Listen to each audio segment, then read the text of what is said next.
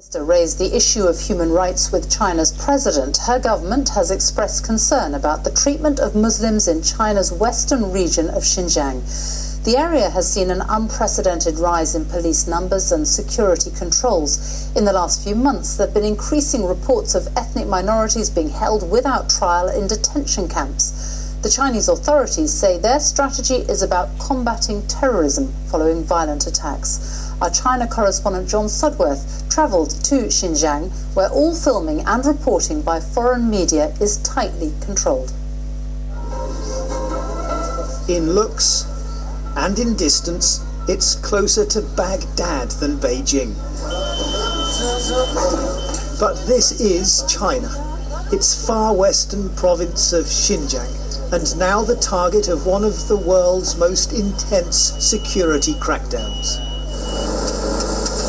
The Uyghurs, a mainly Muslim minority, have a long history here. Today, fear is everywhere. Under the watchful eye of government minders, there's only ever one correct answer. I know nothing, he tells me. Life is good here. Moments later, armed police show up. This is the China visiting prime ministers never get to see.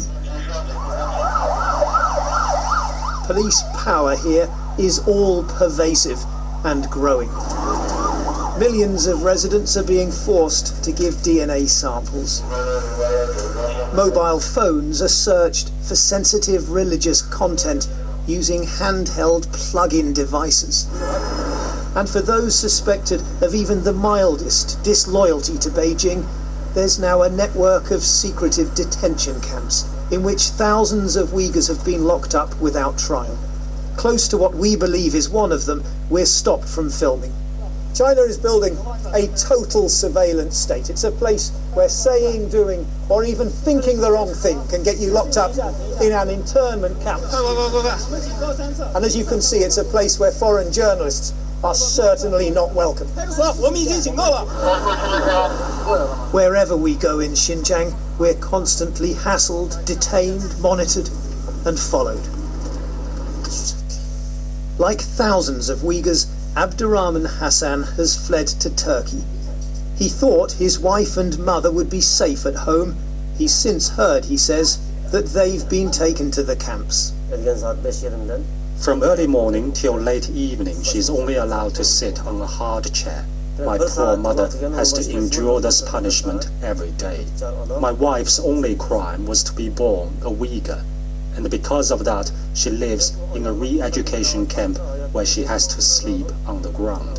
I don't know whether they are alive or dead. I can't bear it anymore. I would rather they were executed than abused to death by the Chinese government.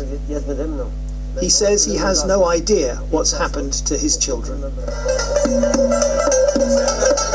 Today, the British government raised its concerns about the treatment of Muslims here, including restrictions on religious practice. Such a frank statement in the middle of a prime ministerial visit will not go down well. China is seeking the UK's backing for a plan to use Xinjiang's desert highways as a new economic corridor to Central Asia and beyond. It insists the threat of Islamic terrorism, with a number of attacks in recent years, is a real one. Can I ask you some questions? Is it difficult to answer questions? But a police state breeds fear. They're busy, they say. And can stoke the very resentments China says it's trying to stamp out. John Sudworth, BBC News, Xinjiang.